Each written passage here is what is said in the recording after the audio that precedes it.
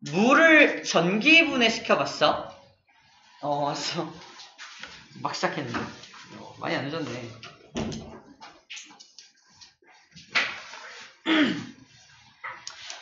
지난 시간에는 물을 전기분해 시켜봤는데, 순수한 물은 전기가 통했어요? 안 통했어요? 안 통했다? 그래서 전기가 잘 통하게 해주려고 황산나트륨과 같은 전해질을 집어넣어서 막 전기를 통하게 했습니다.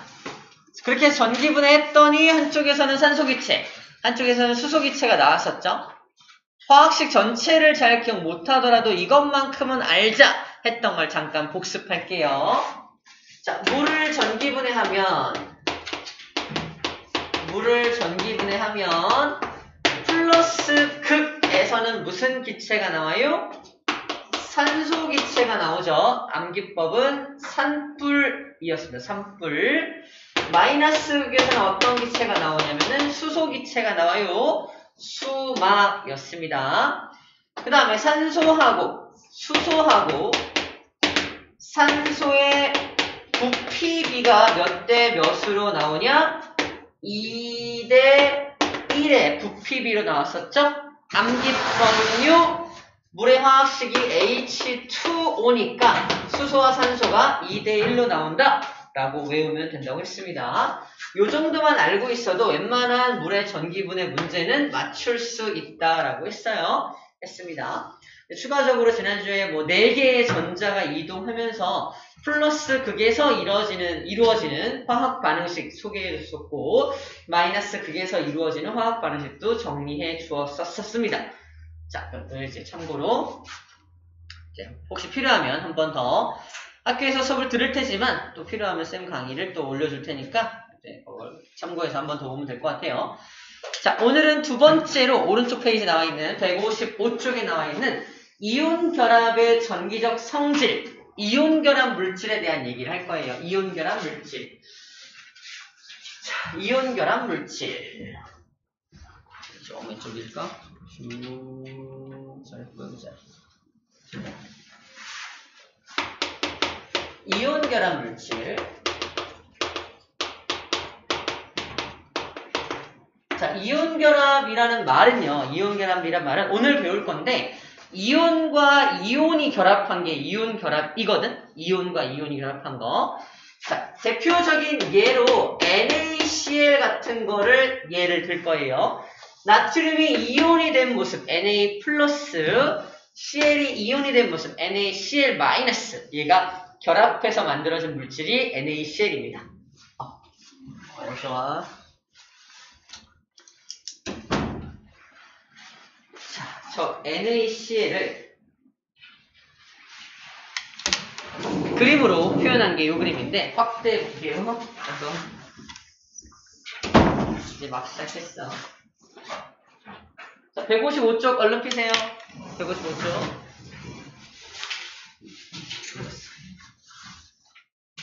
자, 이 그림을 잠깐 봐봐. 이 그림. 얘가 뭐냐면 얘가 고체 상태의 소금입니다. NaCl이에요.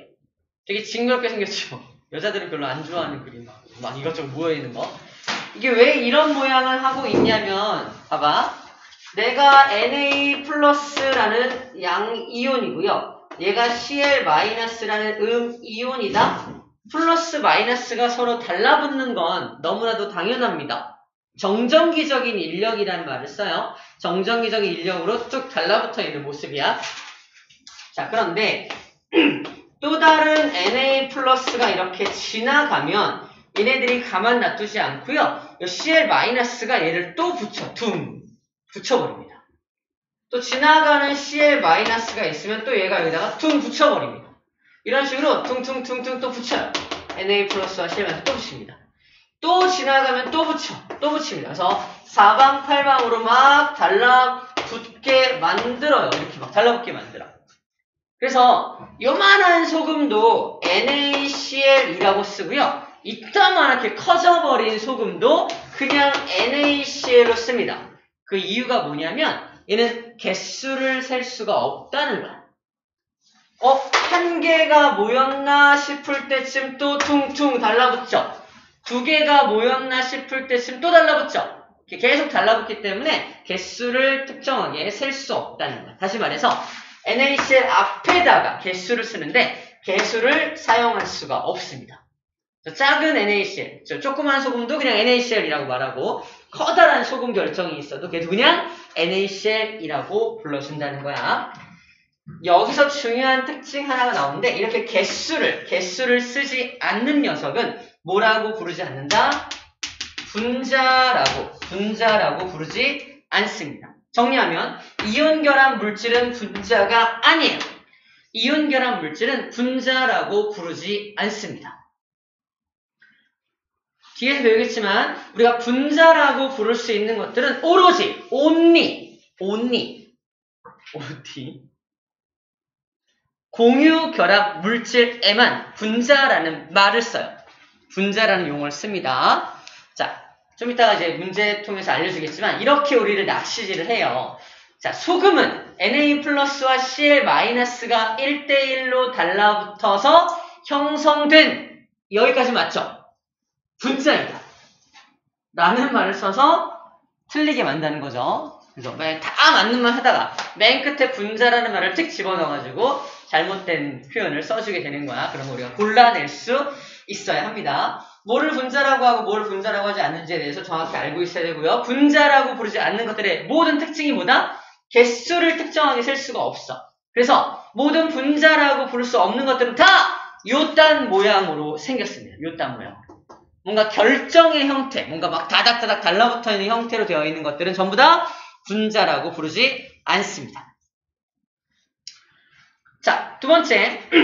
고체 상태의 요 NaCl 소금한테 플러스 극과 마이너스 극을 걸어주고 있는 모습이야.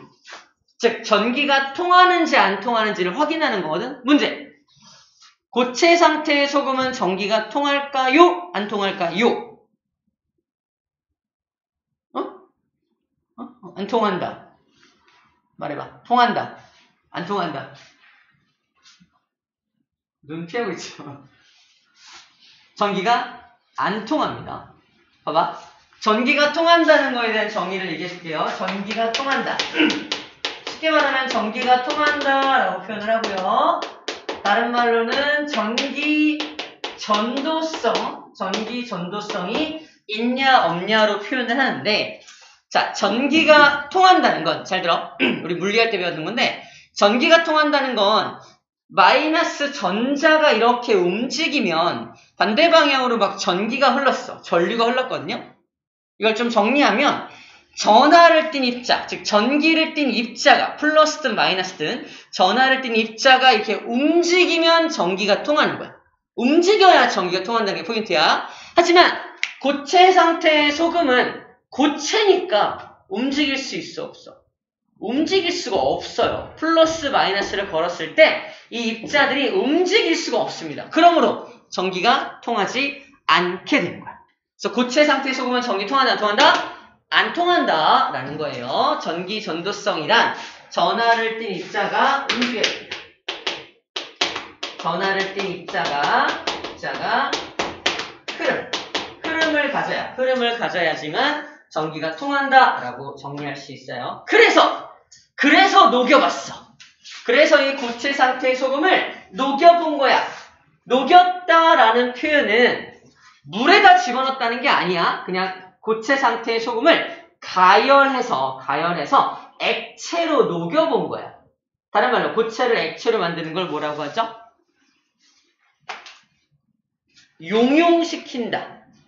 용용시킨다라고 표현을 하기도 하고요. 옛날에 상태 변화에서는 융해시킨다라고 표현하기도 했습니다. 여기서 용용이라는 표현을 써요. 자, 여기 보면은 가열해서 용용시키는 모습을 보여주고 있습니다. 요 의미야. 가열을 통해서 저 녀석을 가열해가지고 얘를 이렇게 액체 상태로 녹이고 있는 모습을 보여주고 있는 건데, 문제. 소금을 액체로 만드는 건 쉬울까 어려울까? 굉장히 어렵습니다. 엄청 어려워요. 자, 대칭적으로 설탕을 액체로 만드는 건 쉬워요, 어려워요? 좀 쉬워요. 우리 달고나 만들 때 조금만 가열하면 되게 잘 녹잖아. 설탕은 되게 잘 녹고 소금은 뒤따 안 녹아요. 참고로 설탕은 녹일 때 한 60도, 70도만 되면 녹기 시작합니다. 그래서 녹는 점이 60, 70도밖에 안 돼. 100도까지 갈 것도 없습니다. 자, 그런데 소금은 몇 도 정도 돼야 녹을까요? 불러봐, 막 불러봐. 업다운 퀴즈 하자. 1000 다운. 300업. 정답 800입니다. 800도까지 올려줘야 녹아요. 설탕하고 소금은 잘했어요. 설탕하고 소금이 도대체 어떤 구조적인 차이가 있길래 녹는 점이 이렇게나 많이 차이 날까? 오늘의 포인트는 거기다 두면 될 것 같아요. 왜 그렇게 차이가 많이 나지? 중국에서 만들었나? 차이나? 안 할게요. 아무튼 시작할게요. 아무튼 그래요. 차이가 왜 나는지에 대해서 알면 됩니다. 두 번째. 자, 이 액체 상태로 만들었다 칩시다. 800도까지 해갖고 액체 상태로 만들었다 칠게요. 그 다음에 여기다가 플러스 마이너스를 걸었어. 그러면 전기가 통할까요? 통합니다. 아까 말했죠? 전하를 띤 입자가 움직이면 되는 거잖아. 액체로 만들었다는 건 이제 움직일 수 있게 된 거야. 근데 플러스 마이너스를 걸면은 마이너스 입자는 플러스 쪽으로 이렇게 움직일 거고요. 플러스 입자는 마이너스 쪽으로 이렇게 움직이겠죠? 전기가 통합니다. 얘는 전해질을 굳이 넣어줄 필요가 있니 없니? 없어요. 물분해랑 달라. 얘는 전해질을 굳이 넣어주지 않아도 전기가 통합니다. 그래서 전기가 통하게 하면은 얘가 희한하게도 또 여기서 분해가 아니라 분해. 다시 말해서 소금을 액체 상태로 만든 다음에 전기를 가하면 전기 분해할 수 있습니다. 전기 분해. 자, 이걸 소금의 전기 분해, 다른 말로 염화나트륨의 전기 분해라고 하고 밑에 나와 있습니다.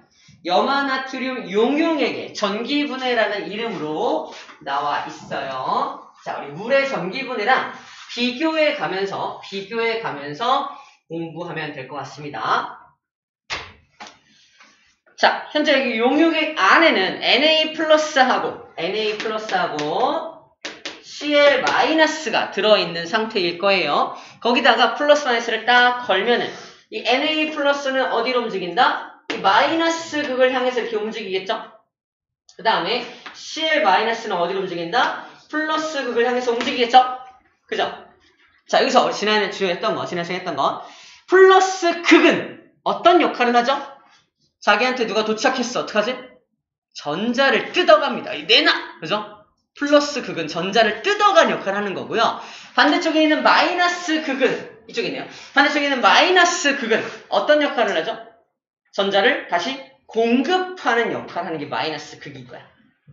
다시 말하지만, 플러스 극에서 뜯어간 전자의 개수만큼 마이너스에서 그대로 공급해야 됩니다. 이동한 전자의 개수가 같아야 돼요. 자, 먼저 여기 플러스 극에서 무슨 일이 벌어지는지 먼저 볼게요. 플러스 극에서. 자, 이 플러스 극에 누가 모일까? 당연히 Cl-가 모이겠죠? 내가 Cl-야. Cl- 가서 플러스 극에 딱 닿았어. 어떻게 한다? 플러스 극은 전자를 어디다 뜯어간다. 그럼 Cl-가 전자를 뺏기면 뭐가 돼? Cl 되겠죠? 그죠? Cl-가 전자를 뺏겼으니까 다시 중성 상태로 돌아가는 거야. 전자 하나를 이렇게 뜯기게 됩니다. Cl- 하나가 움직이면 이런 일이 발생하겠죠. 그러면 우리가 Cl이라고 하는 원자 하나가 존재하는데 자연계에는 이 원자 하나만 존재하기 어려워. 자연계에서는 이 불안정한 Cl은 또 다른 Cl과 결합해서 Cl2의 형태로 존재해야 됩니다. 그래서 얘가 한 세트만 존재하는 게 아니라 두 개의 Cl-가 움직여서 두 개의 Cl이 만들어지고 두 개의 전자를 내놓아서 이 두 개의 Cl이 결합해서 Cl2라는 형태로 기체로 발생하게 됩니다. 그래서 여기 Cl과 Cl이 전자 두 개를 뜯기는 모습을 보여주고 있는 거고요. 둘이 만나서 Cl2라는 형태로 기체가 발생되는 모습을 보여주고 있습니다. 정리하면 염화나트륨 용융액에다가 플러스 마이너스를 딱 걸어주면은 플러스 극에서 뭐가 발생된다? 황록색이야. 황록색의 기체가 막 발생을 해요. 확 올라옵니다. 그 마시면 안 돼요. 되게 유독성 기체입니다. 그게 무슨 기체야? 염소 기체. 우리 염소 기체 가지고 소독하는 거, 소독약. 염소 가지고 소독하는 게, 저 염소를 가지고 소독하는 이유가 독성을 가지고 있기 때문에 소독을 하는 겁니다. 유독성 기체인 염소 기체가 발생을 하게 돼요. 단지 소금을 녹였을 뿐인데 되게 아주 위험한 물질이 발생이 되고 있다는 얘기를 하고 있는 겁니다. 반대쪽, 이제 마이너스 극에서는 무슨 일이 벌어지나 볼게요. 마이너스 극에는 누가 도착한다? Na 플러스가 도착하겠죠. 봐봐. Na 플러스가 도착하면은 마이너스의 역할이 뭐라고요? 전자를 공급한다. 그죠? 전자를 공급하는데 아까 전자 몇 개 뜯어봤어 제가? 2개 뜯어봤죠? 당연히 2개의 전자를 공급해야 되기 때문에 2개의 Na 플러스한테 각각 띵띵 공급을 해서 2개의 나트륨 원자를 만들어내게 됩니다. 나트륨은 금속이기 때문에 굳이 둘이 달라붙어서 나트륨2라고 쓰지 않습니다. 2개의 나트륨이 만들어져서 이 나트륨들이 이 마이너스에 땅땅땅땅땅 달라붙게 되는 거예요. 달라붙습니다. 나중에 저 달라붙은 나트륨을 긁어내가지고 뭉치면 바로 이거 뭉쳐가지고 물에 던지면 뻥 폭발하는 그런 나트륨 금속만 따로 모을 수가 있게 되는 거야. 나트륨 금속 되게 비싸요. 엄청 반응성이 큰 비싼 금속인데 그걸 소금 용융액 가지고 간단하게 만들 수 있어요. 800도까지만 올려주면 됩니다. 간단하죠? 안 간단한가? 간단하게 만들 수 있어요. 자, 이게 염화나트륨 용융액을 전기분해하는 실험이에요. 똑같아. 원리는 똑같아. 2개의 전자가 이동했다면 2개의 전자를 공급하는 모습입니다. 자, 이온 결합 물질을 이제 분해할 때 전자가 막 이동했었죠? 자, 이 실험을 통해서 마지막에 알려주고 싶은 건 뭐냐면 맨 밑에 밑줄 가볼게요. 이걸 통해서 알려주고 싶은 게 뭐냐면 결국은 결론 한번 읽어볼게요. 결론.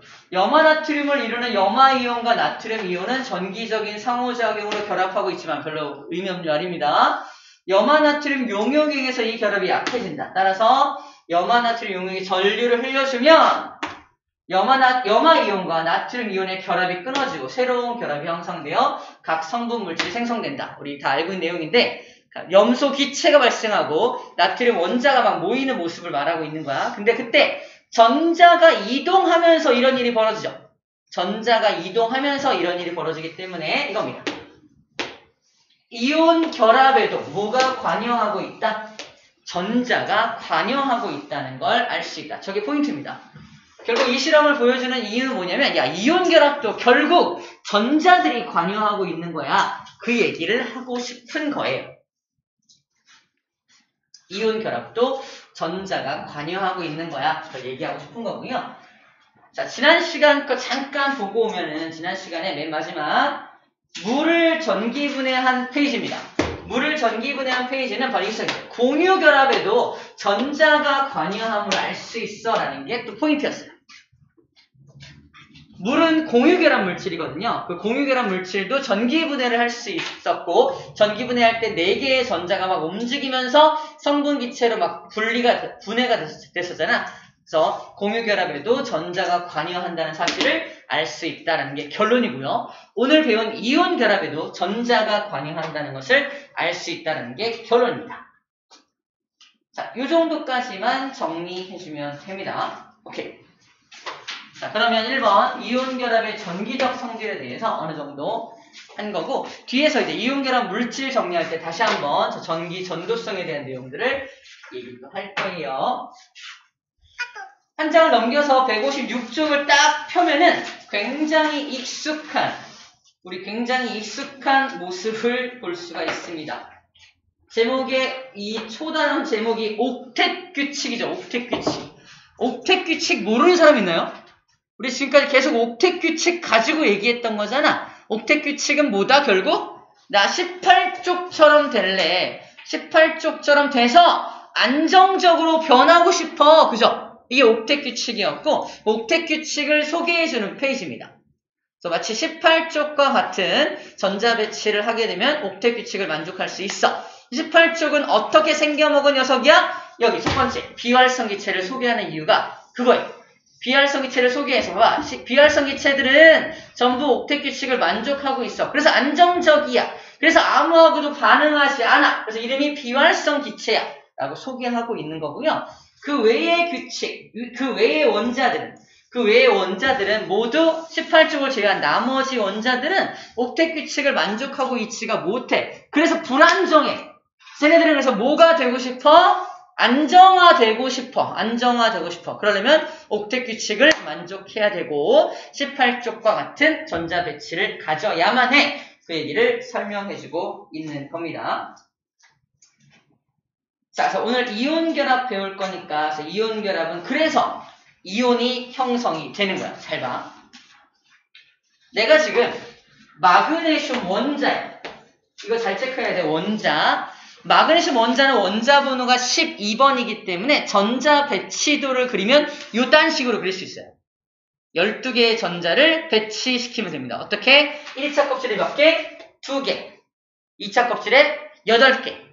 나머지 2개를 3차 껍질에 배치를 시키면 돼요. 그러다 보니까 마지막 껍질에 2개만 있다 보니까 얘는 웃어요, 울어요. 다시 말해서 옥텟 규칙을 만족하지 못하고 있는 거야. 쟤는 그러면 옥텟 규칙을 만족할 수 있는 방법이 2가지가 있습니다. 전자 2개를 버리거나 6개의 전자를 어디선가 끌어오거나. 어떤 게 더 간단하죠? 버리는 거. 전자를 버리고 싶어하는 성질을 가지게 됩니다. 이 전자를 버리고 싶어하는 성질을 무슨 성이라고 부른다? 금속성이라고 불러줍니다. 금속성을 가진 물질을 뭐라고 한다?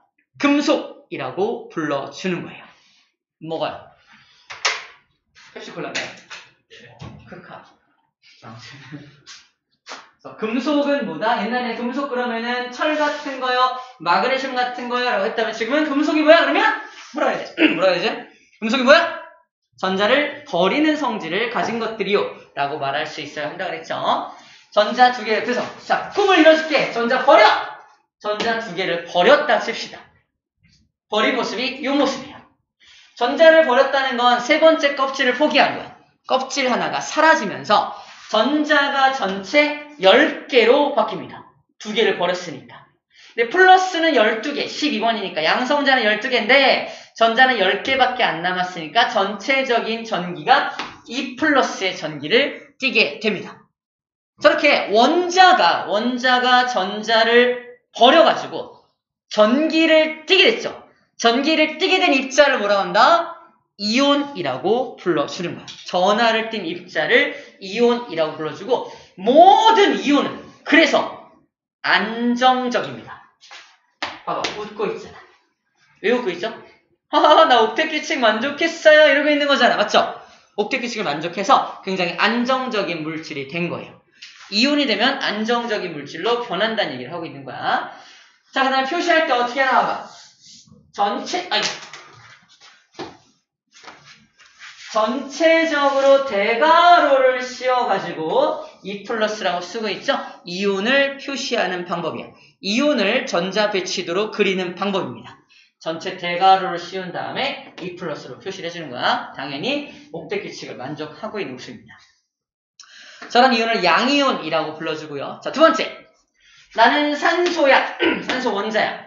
산소는 원자번호 8번이기 때문에 플러스 8개, 전자 8개. 8개의 전자를 배치시켜봤더니 1차 껍질에 2개, 2차 껍질에 6개가 들어가네. 옥텟 규칙을 만족하지 못하고 있습니다. 유유 울고 있네요. 너 어떻게 하면 옥텟 규칙 만족할 수 있어? 2가지 방법이 있어요. 2개의 전자를 끌어오거나 또는 6개의 전자를 버리거나. 어떤 게 더 간단해요? 끌어오는 거, 그지? 그래서 얘는 전자를 얻고 싶어 한다. 전자를 얻고 싶어 하는 성질을 뭐라고 한다? 비금속성. 비금속성을 가진 물질을 비금속이라고 불러주는 거죠. 그래, 전자 2개를 땅땅 공급한 모습이 이 모습이 되겠죠. 전자를 공급받으면 플러스는 8인데 전자는 전체 10개가 됐죠. 그래서 전체적으로 2-의 전기를 띠게 됩니다. 당연히 얘도 붙고 있게 되겠죠. 옥텟 규칙을 만족했으니까. 옥텟 규칙을 만족하면 안정적으로 바뀐다라는 겁니다. 근데 마그네슘 이온과 산화 이온에 공통점이 있습니다. 어떤 공통점? 전자가 전체 몇 개 됐어? 10개가 되었죠? 마치 누구처럼? 마치 네온과 같은 전자 배치를 하게 된 거야. 18쪽 원소 중에서 10번 네온과 같은 전자 배치를 이루게 된 거죠. 그래서 얘는 안정적인 모습을 하게 된 겁니다. 자, 비활성 기체와 같은 전자 배치를 하게 되었기 때문에 안정적으로 바뀌게 된 거예요. 어려운 거 없습니다. 자, 개념하기 문제 풀어볼게요. 풀고 갑시다.